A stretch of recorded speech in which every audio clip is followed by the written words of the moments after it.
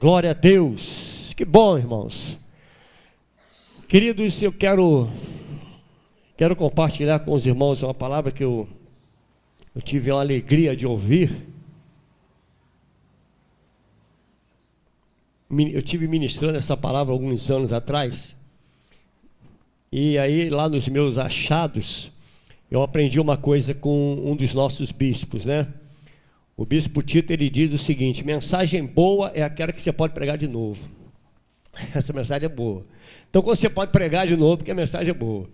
Então, eu tenho certeza que Deus vai falar ao teu coração, como falou muito ao meu coração.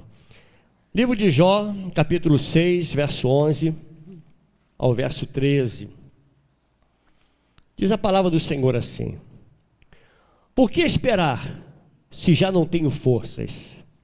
Por que prolongar a vida, se o meu fim é certo? Acaso a minha força é a força da pedra?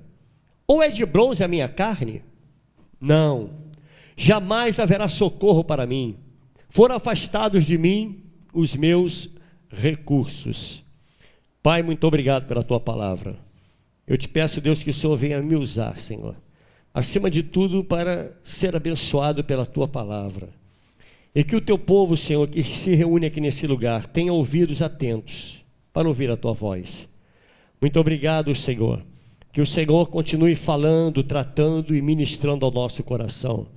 Pois te damos total liberdade, não damos liberdade a nenhum outro espírito ousar falar, ou sequer se manifestar nesse lugar, porque esse lugar é santo, é consagrado ao Senhor. Trate conosco, Senhor, e nos abençoe, em nome de Jesus. Amém. Podem sentar, irmãos. Vocês estão ouvindo bem aí? Estão ouvindo bem? Tá?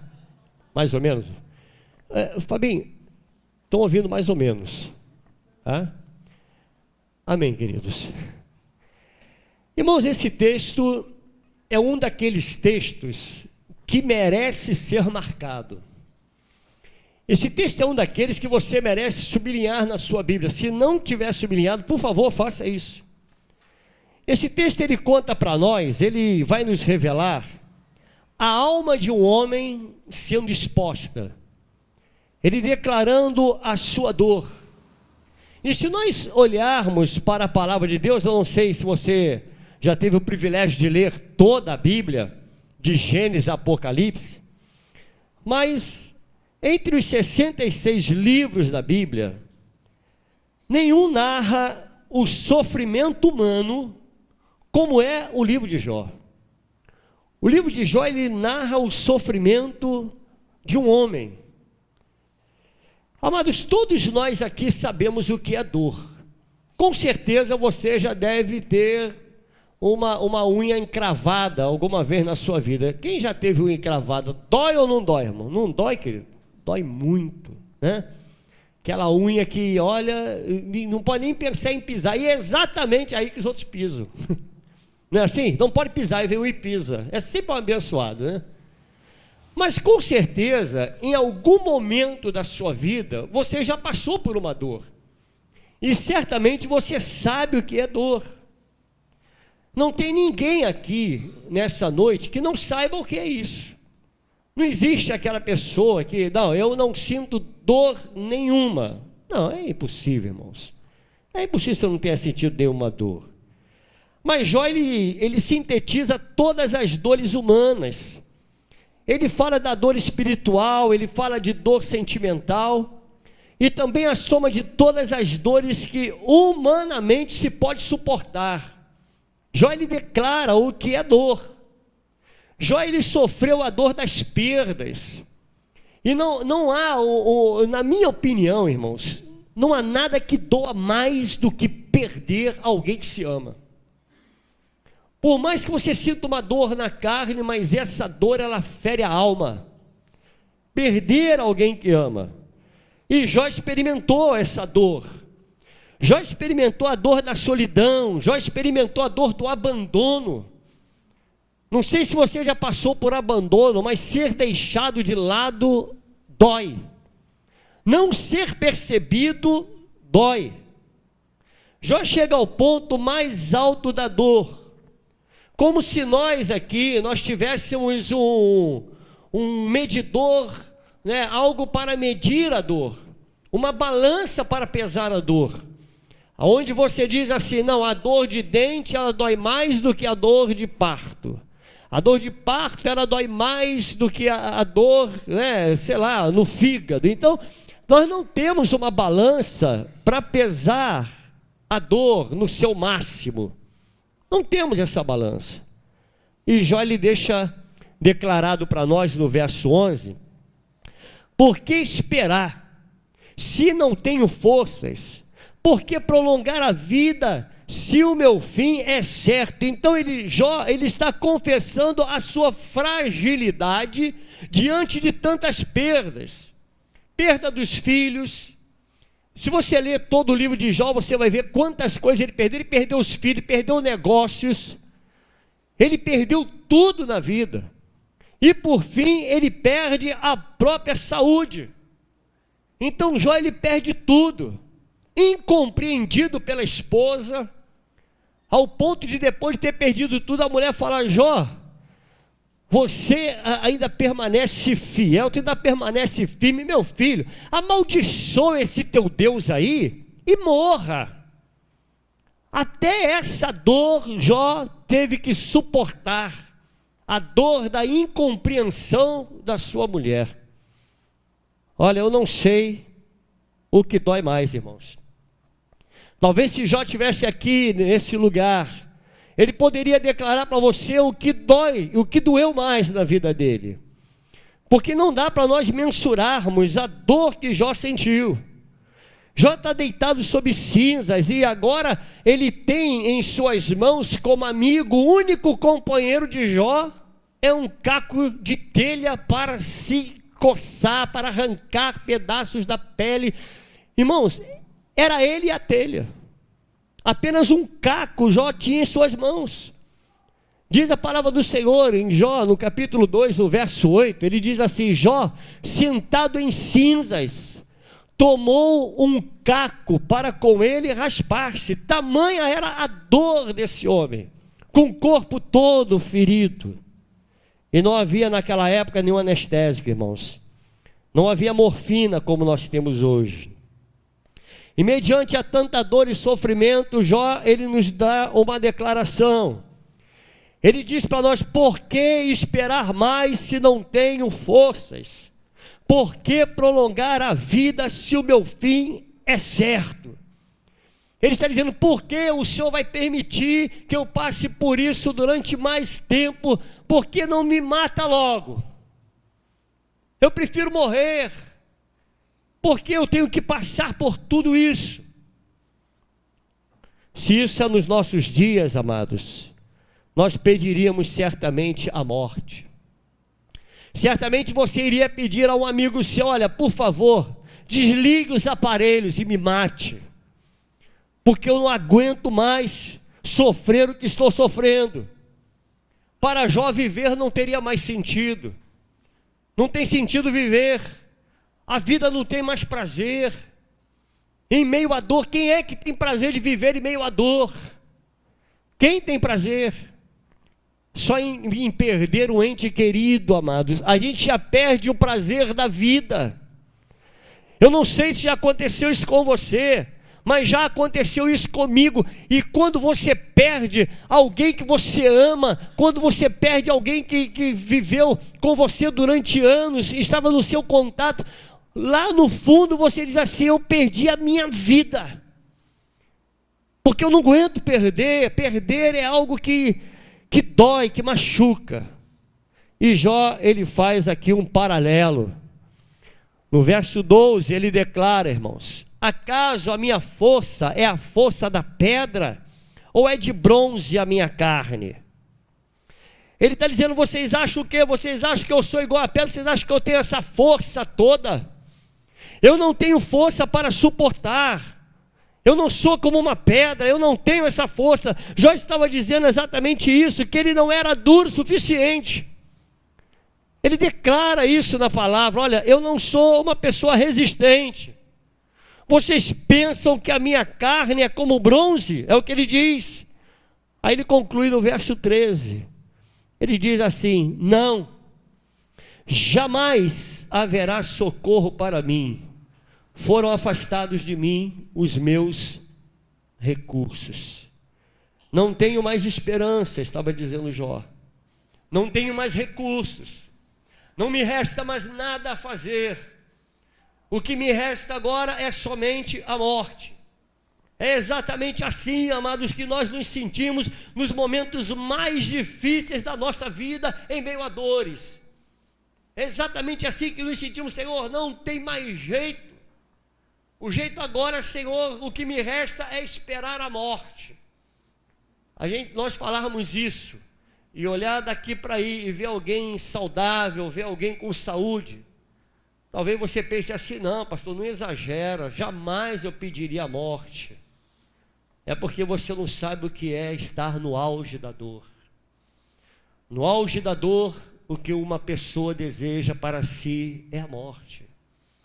E isso é normal. Isso é do ser humano. Isso faz parte do ser humano. No auge das perdas, a primeira coisa que geralmente é abalada na nossa vida é a nossa fé. A fé é extremamente abalada no auge da dor. A primeira pessoa que nós colocamos em xeque é a pessoa de Deus. Quantas vezes, e eu quero fazer você refletir um pouco nesta noite. Quantas vezes no auge da sua dor você duvidou de Deus e disse, Senhor, Tu estás mesmo comigo? Tu estás presente comigo? Tu és mesmo esse Deus no qual eu leio na Bíblia, que o Senhor está comigo, que o Senhor é Deus presente, que o Senhor é meu pastor, e ser pastor é cuidar.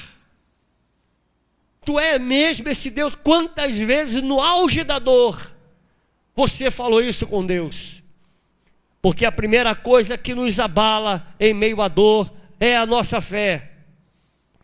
A nossa fé, ela é abalada quando nós passamos por momentos difíceis, irmãos. Quem está fora julga mal. A pessoa que está fora, ela diz até que o que você tem é manha. Você já ouviu isso? Você está de manha. E hoje, irmãos, a doença do século hoje, qual é? Depressão. É a doença do século, irmãos. É a doença do século. Nós não podemos fechar os olhos para essa verdade, porque isso é real. Isso não é uma fantasia. Aí em meio à depressão, alguém olha, rapaz, tu está de manha. Você está manhoso. Levanta a sua cabeça, rapaz. Não é assim? Muitas vezes nós fazemos exatamente isso, irmãos. Muitas vezes a gente vai ao médico tomar uma injeção. Quem já tomou bezetacil aí? Você já tomou? Já tomou? É bom demais, né, irmão? Você toma no braço, tu não aguenta nem fazer sinal para o ônibus, não é assim? Né? Tu para fazer sinal, tu tem que fazer assim, ó, porque o braço não levanta, é ou não é? Mas na hora de tomar a injeção, o que o abençoado médico vai dizer para você? Fica tranquilo que não vai doer nada, que não é nele. Não é assim? Não é nele. Não vai doer nada, fique tranquilo. E o dentista, irmãos? Você já foi irmão, tu já foi ao dentista arrancar um dente com dor? Calma, fica tranquilo, não vai doer, mas já está doendo. Não é que não vai doer, já está doendo. Aí ele vai lá, é carniceiro. É carniceiro, vai lá e mete aquela agulha. Jesus, não é assim? Já aconteceu com você? Eu já arranquei dente sem anestesia, irmão. Verdade que eu estou lhe falando. Eu não sei se a dor de arrancar era maior do que a dor que eu estava sentindo. Então, entre a briga das dores, eu falei, não, agora se arranca, porque eu não vou aguentar. E arranquei, irmão. Sofri muito. Talvez não tanto quanto o Jó, mas doeu muito. E a dentista dizia, calma, fica tranquilo, segura na cadeira, mas não é você, né? Então a gente tem essa mania, irmãos. Nós minimizamos muito a dor do outro, e isso é um grave defeito. A gente olha para o outro e diz, não, fica tranquilo, irmão, isso vai passar. Não é assim, ou não é assim? Eu estou falando demais, irmãos? Não. Porque as pessoas, elas têm essa mania, muito embora isso seja até para alegrar o outro, não é isso? Para dar uma força. é porque ninguém está na dor de ninguém. Ninguém poderia estar na dor de Jó, somente ele. O que nós vemos aqui nesse capítulo 6 que nós lemos, do verso 11 ao 13 de Jó, não é uma hipérbole não, irmãos. Jó não está aumentando nada, Jó não está inventando, Jó está falando o que é real. Ele está dizendo, olha, eu não aguento mais, eu estou sofrendo, e isso dói muito. Jó está sendo sincero, ele rasga o coração, ele está sendo sincero. Querido Deus, eu creio que Ele está falando hoje para pessoas que estão vivendo dores em estado crescente. Eu creio que Deus te trouxe aqui e não foi à toa.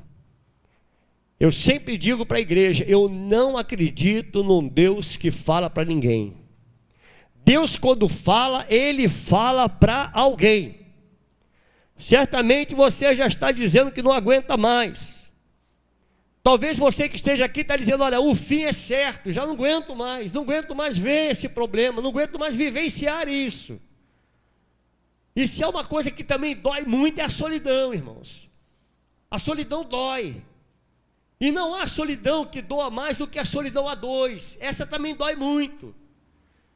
E há pessoas que talvez estejam aqui passando, vivenciando isso, vivendo a solidão a dois, e está dizendo no seu coração, eu não aguento mais. Está doendo. Viver só a dois, irmãos, isso dói muito.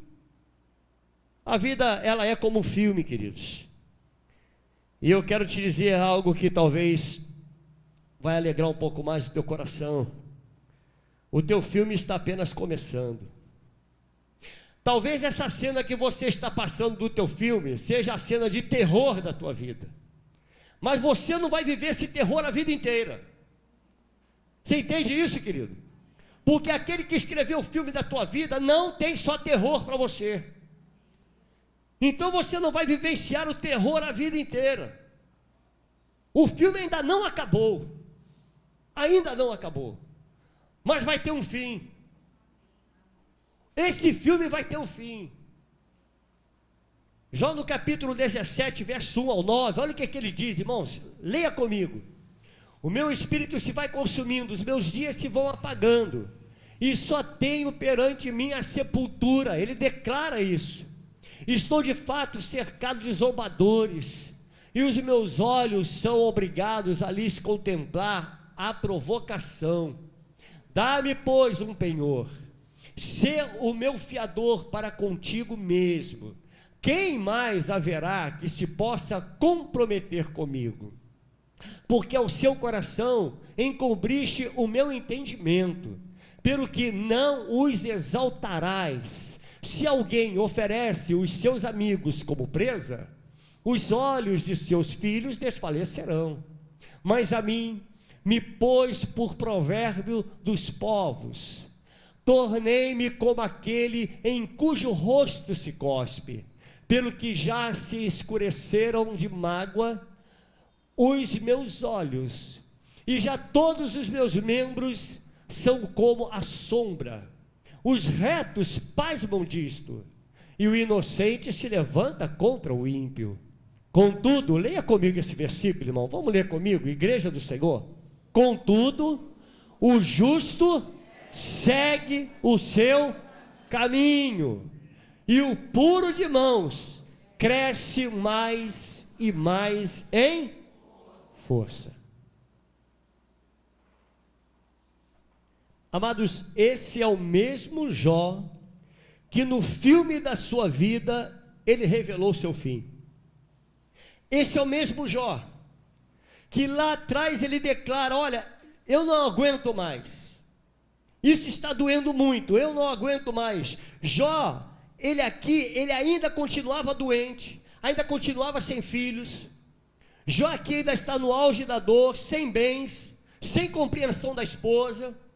Ele ainda está passando momentos difíceis, mas ele dá uma declaração para mim e para você, irmãos. Ele diz, o justo, ele segue o seu caminho. Você entende isso, querido? Mesmo em meio à dor, olha como Jó declara para mim e para você nesta noite, olha, em meio à dor, em todo sofrimento, o justo, ele segue o seu caminho. O justo segue. O justo, ele não fica paralisado em meio à dor. Em meio aos problemas, ele não paralisa, ele segue o seu problema, ele segue, ele vai mais adiante. Você pode passar por lutas e tribulações, queridos, porém, se for justo, você seguirá o seu caminho. Eu quero te dizer nessa noite, não é o fim. Eu vou declarar nessa noite, querido, para você dar um amém melhor. Não é o fim.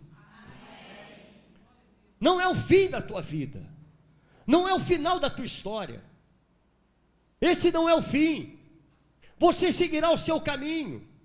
Jó está dizendo isso, contudo, é o mesmo que apesar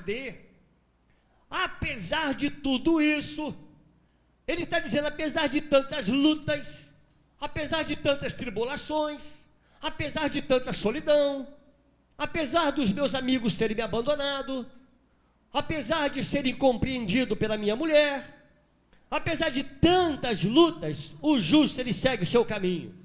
Ele ainda diz mais, o puro de mãos, ele cresce mais e mais em força. Isso que está falando é o homem em meio à dor. Olha o que Jó está nos ensinando nesta noite, querido, mostrando para mim e para você, que ele no auge da dor, e a dor que Jó passou, você não passa nem a metade. Você entende, querido? Nós não sabemos o que é dor. Se nós olharmos para a história de Jó, você vai dizer, a minha dor é fichinha, é café pequeno. E o homem de sofrimentos, o homem de dores, ele declara para mim e para você, que o puro de mãos, ele cresce mais e mais, em força. Olhando para a história de Davi, irmãos, quanto mais Davi apanhava, quanto mais Davi era perseguido, quanto mais Davi sofria, mais força ele tinha. O sofrimento é didático, irmãos. A dor é didática. A dor nos ensina. Você conhece alguém que em meio à dor, lá no leito, se transformou numa pessoa completamente quebrantada? Você conhece alguém assim, irmão? Sempre foi um perseguidor, sempre foi ruim, igual uma praga, não é assim? Aí quando vai lá para o leito de morte, está lá no leito, parece que é outra pessoa. Você chega lá, está um doce, ao ponto de você falar, Senhor, não permita que ele morra agora, porque ele está tão bom, ele está tão transformado, Senhor. Porque a dor é didática, a dor nos ensina, a dor muda o nosso caráter, muda a nossa maneira de ser, de pensar, de agir. A dor faz parte do crescimento, queridos, e Deus não te chamou para te deixar no meio do caminho, creia nisso. Então não desista, siga em frente. Está doendo, mas eu vou seguir em frente. Para de contar derrota. Quanto mais contar derrota, mais você vai ficando paralisado para as novas conquistas e realizações. Então para de contar derrota. Pastor, está doendo muito, tá bom, mas há um Deus que diz para mim que eu vou seguir adiante, porque não é o final do filme, não é esse fim. Deus não escreveu esse filme para você terminar do jeito que você está. Deus tem um final melhor. Entende, queridos? Você que está aqui, você entende? Você que está ouvindo agora pela internet essa mensagem, não é o fim da tua vida, não é o fim da tua história. Deus escreveu algo melhor. Deus tem o melhor para nós, querido. E o verso 11 ele diz assim, olha, por que esperar se já não tenho forças? Por que prolongar a vida se o meu fim é certo? Será que é esse aqui, será que é o teu discurso? É esse teu discurso também? Se eu não aguento mais, já chegou ao fim, eu vou parar com tudo, eu vou abandonar a igreja, não está dando certo. A primeira coisa que sofre é a igreja, pô. Primeiro que sofre a igreja paga o pato. Ah, eu não vou mais nessa igreja não, minha vida não está dando certo, está tudo dando errado. Como se a igreja fosse culpada. Como se Deus fosse culpado das nossas mazelas entende? Deus não é culpado de nada que nós fazemos. Muitas vezes o sofrimento que nós estamos hoje vivenciando é fruto daquilo que plantamos lá atrás. E nós não aceitamos isso. E questionamos com Deus. Quando Deus diz: meu filho, esse filme aí, eu escrevi um filme para a tua vida, agora você plantou errado. Você decidiu. Porque cada cena do filme da tua vida, você pode decidir. Esse é o problema. Nós decidimos mudar o filme. Entende, queridos? Deus traça uma meta. O que Deus tem para mim e para você? Uma vida de glória. É ou não é isso? É o que Deus tem para nós. É vida de glória, irmãos. O que Deus tem para você? Irmãos, olha aí, ó. Irmãos. O que Deus tem para você? Uma família. Deus tem para você uma família. O Senhor disse isso para Abraão, que seria numerosa, a família dele seria numerosa. E olha aqui, nós estamos aqui. Entende, querido? Aí esse é o filme que Deus escreve. Aí lá no meio do caminho, você cisma de ser uma pessoa chata e insuportável. Pronto, arrumou um inimigo. Arrumou um inimigo, ficou sozinho, ninguém quer saber de você, aí culpa Deus. Senhor, eu estou sozinho, Senhor, eu não aguento mais. Mas não tem que aguentar mesmo. Porque o culpado foi você que plantou. Aí nós culpamos a igreja, né? Essa igreja não tem amor no coração, essa igreja Querido, olhe os teus conceitos. Olha para a sua vida. Deus está tratando conosco, querido. Eu creio que Deus quer nos sarar nessa noite. Eu creio que Deus te trouxe aqui para sarar, para cuidar da tua alma, é sarar a alma, as feridas da alma. Deus nos trouxe aqui para isso. Para muitos, querido, a história de Abraão é só para ele, a história de Sara é só para ela. Muitos pensam assim: não, isso é para ele, eles tiveram essa vida e saíram vitoriosos. Não, querido, você também pode sair vitorioso dessa história. Você pode sair vitorioso. Pense se Caleb tivesse pensado exatamente como esse verso 11. Pense em Caleb agora. Se ele tivesse pensado assim, exatamente: por que esperar se já não tenho força? Caleb estava velho, irmão, 85 anos, ele podia ter usado esse versículo para a vida dele. Ah, Senhor, já estou velho, 85 anos, já não tenho mais força. Por que prolongar a vida se o meu fim é certo? Não é assim que os coroas pensam? É ou não é? Querido, eu estou com 57 anos, graças a Deus, bem vivido. Quando a pessoa pergunta qual a sua idade, eu digo a metade dos anos que ainda vou viver. Por quê? Porque eu creio que Deus ainda tem anos de vida para mim. Eu creio. E se não tiver? Ah, querido, Senhor, eu quero estar contigo. Se for agora, pode levar, em nome de Jesus. Estou pronto para ir embora. Entende, irmão? Mas se não for, amém, eu sigo lutando. Vamos lutar, irmãos. Vamos lutar. Não há dor que possa te parar, irmão. Não há dor que possa te paralisar. Pense em Caleb. Olha o que diz Josué capítulo 14, versos 6 ao 15. Chegaram os filhos de Judá, Josué e Gilgal, e Caleb, filho de Jefoné, o querezeu, lhe disse: tu sabes o que o Senhor falou a Moisés, teu homem de Deus, em Cades Barneia, a respeito de mim e de ti. Tinha eu 40 anos quando Moisés, servo do Senhor, me enviou de Cades Barneia para espiar a terra, e eu lhe relatei como sentia no coração. Mas meus irmãos que subiram comigo desesperaram o povo, e eu, porém, perseverei em seguir o Senhor, meu Deus. Então Moisés naquele dia jurou, dizendo: certamente a terra em que puseste o pé será tua e de teus filhos, em herança perpetuamente, pois perseveraste em seguir o Senhor, meu Deus. Eis agora, o Senhor me conservou em vida como prometeu. 45 anos há desde que o Senhor falou esta palavra a Moisés, andando Israel ainda no deserto. E já agora, sou um menino de 85 anos, um garoto, 85 anos. O que ele falou, irmão? Como é que ele está? Estou o quê? Não, você está forte mesmo, seja sincero, irmão. Não, eu não acredito. Vamos ler de novo, deixa eu ver se está forte mesmo. Eu estou... Olha aí, ó, tá vendo que vitamina foi legal? Eu estou forte ainda hoje, como no dia em que Moisés me enviou. Qual era a minha força naquele dia? Tal ainda agora, o quê? O combate. Tanto para sair a ele, como para voltar. Agora, pois, dá-me este monte de que o Senhor falou naquele dia. Pois naquele dia ouviste que lá estavam os anaquins, e grandes e fortes cidades. O Senhor, porventura, será comigo, para os desapossar, como prometeu. Josué o abençoou, e deu a Calebe, filho de Jefoné, Hebrom, em herança.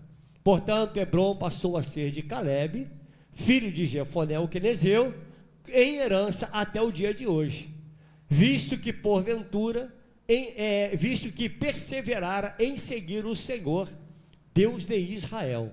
Dantes o nome de Hebrom era Kiriat Arba. Este Arba foi o maior homem entre os anaquins, e a terra repousou da guerra.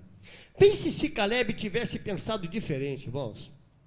Pense se Calebe tivesse feito desse verso 11 uma realidade para a vida dele. Ele não teria conquistado.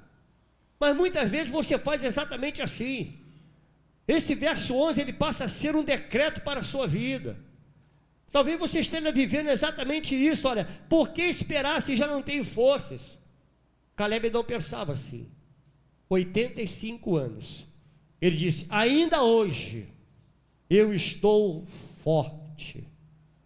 Eu estou forte. E Ana, irmãos, o que dizer de Ana?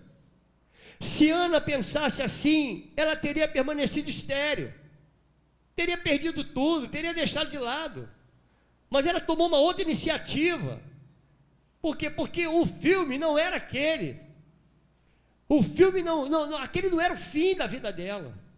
E ele declara em 1 Samuel, verso 1, capítulo 1, verso 10 e 11, levantou-se Ana, e com amargura de alma, ela estava sentindo dor. Ela orou ao Senhor e chorou abundantemente, e fez um voto dizendo, Senhor dos exércitos, se benignamente atentares para a aflição da tua serva, e de mim te lembrares, e da tua serva te não esqueceres, e lhe deres um filho varão, ao Senhor o darei por todos os dias da sua vida, e sobre a sua cabeça não passará o quê? Navalha. Verso 18 ao 20, diz assim, e disse ela, ache a tua serva a mercê diante de ti. Assim a mulher se foi seu caminho e comeu, e o seu semblante já não era triste, porque aquele não era o fim do filme, entendeu, irmãos? Aquele não era o final é outro. Levantaram-se de madrugada e adoraram perante o Senhor e voltaram, e chegaram à sua casa a Ramá. Eucana coabitou com Ana, sua mulher, e lembrando-se dela quem? O Senhor. Aquele que escrevera a história de Ana, se lembrou dela. Lembrou-se o Senhor de Ana, ela concebeu, e passou o que, irmãos? Passado o devido tempo, o que aconteceu? Leia comigo, teve um filho a que chamou Samuel, pois dizia, do Senhor o pedi. Você imagina a oração de Ana, Ana orando, Senhor, é esse filme mesmo? Vamos imaginar um outro diálogo, irmãos. Senhor, é esse filme que o Senhor tem para a minha vida? Já chegou ao final? Não, Ana, essa é apenas uma cena. Ana, você está apenas no terror da sua vida, mas esse não é o fim. Eu tenho um fim melhor para você, e esse fim eu ainda não revelei, mas você vai sentir esse final, e esse final será um final de vitória. Você entende, irmãos? Ai, queridos, quem é que disse para você que o filme da sua vida chegou ao final? Quem disse isso para você?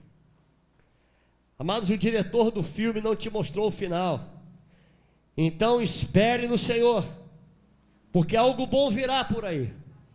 Não é o final do filme. O que você está vivendo é só uma cena. O final é com o Senhor. O seu final está nas mãos dele. Está nas mãos do Senhor.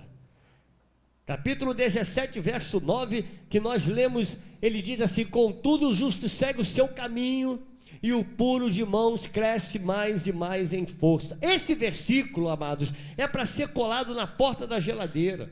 Esse versículo é para ser posto no teu espelho. É para você olhar para ele todo dia. Não, eu vou seguir o meu caminho. Deus está na minha vida, então eu vou seguir o meu caminho. Contudo, o justo segue o seu caminho. Então isso é para mim. Se você acorda amanhã com muito problema, olha para esse versículo: Senhor, eu vou seguir o meu caminho. Aí os problemas não vão me parar. Eles não vão me parar. Eles não podem, eles não têm força, não têm poder para me parar, porque comigo está o braço forte do Senhor. E a minha Bíblia, ela diz para mim e para você: agindo Deus, quem poderá impedir, irmãos? Quem traçou o teu caminho foi o Senhor, irmão. O justo segue. E se ele segue, nem o diabo pode impedir. Ele segue o caminho. O Senhor mandou Moisés seguir o caminho, e Moisés seguiu o caminho. Ele estava no auge da luta, no auge da batalha. O que fez Moisés? Não, Deus mandou seguir. Deus falou: Moisés, segue. Entende, querido? Moisés, segue o teu caminho. Talvez se nós estivéssemos lá, Igreja Nova Vida em São Cristóvão, pensa comigo. Nós estamos lá diante do Mar Vermelho, o que você faria? Senhor, peraí, eu vou seguir para onde? Primeira pergunta que nós faríamos: Senhor, para onde? Para onde eu vou seguir? Se eu for para frente, tem o mar. Se eu voltar, vem um exército lá, o inimigo está atrás de mim, para onde eu vou? Mas se o Senhor mandou você seguir, meu irmão, não interessa o que está na tua frente, siga. Entende? Há gigante na minha frente, o que Deus falou? Siga. Mas lá tem um gigante, não interessa, siga. Deus só mandou você seguir. No auge da dor, o Senhor está falando para você nesta noite: siga. O Senhor soprou o vento e o mar se abriu. O poder está nas mãos de Deus, querido. O nosso Deus é Deus de provisão. Deus não te chamou para você morrer aí, onde você está, no deserto da tua vida, com esse problema que você está vivenciando. Não, Deus não te chamou para isso. O final não é esse. O caminho que Deus abre, amados, é só para o seu povo passar. Por isso ele diz para Moisés: siga, e foi somente para o povo passar. Deus, o nosso Deus, ele diz para nós nessa noite: meu filho, você vai passar e o inimigo não vai ter esse poder de atravessar junto contigo. Você vai passar. Mas eu quero ir para o final da história que Jó não sabia. A história que ele não sabia está no capítulo 42. Essa é a história que Jó desconhecia. Capítulo 42, verso 10 ao verso 17. Mudou o Senhor a sorte de Jó, quando este orava pelos seus amigos, e o Senhor deu-lhe o dobro de tudo o que antes possuíra. Então vieram a ele todos os seus irmãos e todas as suas irmãs e todos quantos dantes o conheceram, e comeram com ele em sua casa, e se condoeram dele, e o consolaram de todo o mal que o Senhor lhe havia enviado. Cada um lhe deu dinheiro e um anel de ouro. Assim abençoou o Senhor. O que, irmãos? O último o quê? Olha o final do filme. Olha o final do filme, irmãos. No final do filme, o Senhor, aquele que escreveu o filme de Jó, ele está dizendo que ele abençoou. Assim abençoou o Senhor o último estado de Jó, mais do que o primeiro, porque veio a ter 14.000 ovelhas, 6.000 camelos, 1.000 juntas de boi e 1.000 jumentas. Também teve outros 7 filhos e 3 filhas, Chamou o nome da primeira Gemima, o da outra Késia, e o da terceira Queren-Apuque. Em toda aquela terra não se acharam mulheres tão formosas como as filhas de Jó, e seu pai lhes deu herança entre seus irmãos. Depois disso, viveu Jó, quantos anos? 140 anos, e viu a seus filhos e aos filhos de seus filhos até a quarta geração. Então, morreu Jó. A Bíblia diz, então, morreu Jó, velho e farto de dias. No capítulo 6 da vida de Jó, eram apenas, vamos dizer, 10 ou 20 minutos do filme. Era apenas uma cena, irmãos. O que ele estava passando era apenas uma cena do filme. Mas esse filme da vida de Jó era um longa-metragem. Não era um curta-metragem. Era um longa. Jó foi pai. A minha Bíblia diz que Jó foi avô, bisavô. A partir daí o que, irmão? Trivô? Deve ser tataravô, trivô, quadravô. Irmãos, ele teve a sua geração. Você entende, querido? Ele viu a sua geração. O que estava escrito no coração de Jó, lá no capítulo 6? Eu vou morrer. No coração dele havia isso, havia o fim. Mas não era esse fim que Deus tinha para ele. O verso 16 é muito forte, irmãos. Depois disso, viveu Jó 140 anos e viu a seus filhos e aos filhos de seus filhos até a quarta geração. Depois disso o que, irmãos? Depois disso é depois de ter perdido os filhos. Depois disso é depois de ter ido à falência, depois de ter a falência decretada. Depois disso é ter uma doença terminal incurável. Jó cheirava mal. Ele está dizendo, depois disso é chegar ao fim sem perspectiva. É depois disso tudo aí. Você pode estar assim hoje, pensando que é o fim da sua vida. Mas Deus escreveu o fim da tua história, querido. E o final da tua história está nas mãos de Deus. O final da sua história está nas mãos de Deus. O Senhor diz, ao vencedor, dar-lhe-ei da coroa da justiça. É só para vencedor, irmão. É só para quem chega lá no final. No final, você verá o que Deus fará na tua vida. E eu quero terminar essa palavra lendo o capítulo 19, verso 25 ao 26. Eu quero te convidar a se colocar de pé. Vamos ler essa palavra. Leia comigo, irmãos. Capítulo 19, versículo 25 ao versículo 26. Deixa eu abrir aqui. Diz a palavra do Senhor no capítulo 19. Espera aí, irmão. Espera aí que a minha mão está colada. Ei, Jesus. Você já abriu aí? Amém? Então me espera. Aí, deixa eu abrir. Ah, Senhor. Davi, me empresta a língua aí. Leia comigo, irmão. Você abriu? O que diz aí? Olha que lindo, irmão. Olha que declaração linda. Porque eu sei que o meu Redentor vive. Depois, revestido, este meu corpo da minha pele, em minha carne, verei a Deus. Se você tiver com a sua Bíblia, o verso 27 diz, vê-lo-ei por mim mesmo, os meus olhos o verão, e não outros, de saudade me desfalece o coração dentro de mim. O meu Redentor vive. Qual é o fim da história? A sua vida nas mãos do Redentor.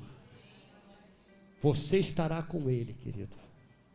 O que você está passando não é o fim. Não é o fim. Você crê nisso, meu irmão? Você crê no que Deus falou no teu coração nessa noite? Não é o fim. Às vezes o diabo diz para nós assim: olha, tua vida está perdida, não tem mais jeito. Não, isso pode ser só um ato, só uma cena, porque o final da história está nas mãos de Deus, e a nossa vida está nas mãos dele. Então confie no Senhor, confie no Senhor. Querido, eu quero orar nessa noite, irmãos. Eu não sei se você é uma pessoa que vive sem esperança. Eu não sei se há alguma ferida na tua alma que precisa ser sarada nessa noite. Entre tantas coisas que você ouviu nessa noite, talvez você esteja vivendo exatamente assim: pastor, eu me sinto só, estou me sentindo sozinho, parece que não tem mais jeito, parece que eu vou chegar ao fim. E o Senhor, Ele te trouxe aqui para te abençoar, queridos. Você tem como sair do seu lugar e vir aqui à frente? Eu quero orar por você. Pastor, eu estou me sentindo só. Estou me sentindo só. A vida parece que não tem jeito. Quem sabe que algo que você perdeu na tua vida, que te trouxe uma ferida tão profunda na alma, o Senhor quer te sarar nessa noite. Você quer vir aqui? Vem aqui à frente. Deus se faz presente aqui, queridos, e Ele é o médico dos médicos. Ele sara as nossas feridas. Estenda suas mãos para cá, vamos orar. Senhor, Tu és Deus, Tu és santo. Eu coloco essa vida preciosa em Tuas mãos, Pai, declarando, Deus, que não é o fim. Senhor, eu não sei o que se passa na vida desta jovem, mas o Senhor sabe. Senhor, Tu sabes que nesse lugar, ó Deus, haveria apenas um par de ouvidos para Te ouvir. E nós temos 3 pares de ouvidos que ouvir a Tua voz. Pai, em nome de Jesus,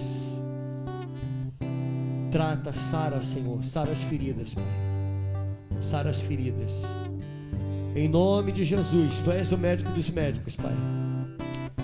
Tu és o Senhor que pode fazer muito mais do que nós pedimos, muito mais do que nós pensamos. Pai, sonda esse coração, Pai, tira toda a tristeza da alma, toda a ferida da alma, tudo que a vida vem, ó Deus, ferindo, machucando, Senhor. E muitas vezes, Senhor, ao olhar para o lado parece que não tem mais jeito. Olha para dentro da casa, Senhor, e parece que não há mais ninguém, parece que está sozinha dentro de casa. Mas, Senhor, Tu és o Senhor que diz na Tua palavra: filha, eu estou contigo todos os dias da tua vida. Abençoa a Tua serva, Pai, em nome de Jesus. Pai, toma a Tua filha em Tuas mãos. Há feridas também, Senhor, há marcas profundas nesse coração, coisa que muitas vezes, Senhor, nós jogamos para debaixo do tapete para fingir que não há nada. Mas nessa noite o Senhor está trazendo à tona, Senhor, para curar as feridas. Trata da Tua serva e que ela saia daqui renovada e transformada pelo Teu poder, Senhor. Pois nós declaramos que Tu és o nosso Deus, o Deus que tem a história da nossa vida em Tuas mãos. Muito obrigado pela Tua igreja, Pai, aqueles que ouviram a Tua voz. Obrigado pelo Teu povo que o Senhor trouxe aqui nesse lugar, Senhor, porque Tu tinhas propósito com essa palavra para cada um de nós, a começar por mim. Tu tinhas propósito, Senhor, e por isso o Senhor marcou, por isso o Senhor colocou na agenda o nosso nome. Eu Te peço, Deus, que o nosso amanhã seja diferente, que nós possamos acordar amanhã e ver, Senhor, que há uma vida mais pela frente, existem coisas mais que podemos conquistar, que não é o final, Senhor. Abençoa, Senhor, os lares, as famílias, os casais, Pai, os leitos, Senhor. Abençoa esse casal, Senhor, que está vivendo uma solidão a dois. Ó Deus, em nome de Jesus, trata desse casal agora, dessa família. Queremos famílias saudáveis na igreja, uma igreja sadia, Pai. Muito obrigado, Senhor. Obrigado por cada um dos teus servos que se reúnem aqui. Nós te louvamos e glorificamos teu nome, por tudo que tu és. Em nome de Jesus. Em nome de Jesus. Aleluia.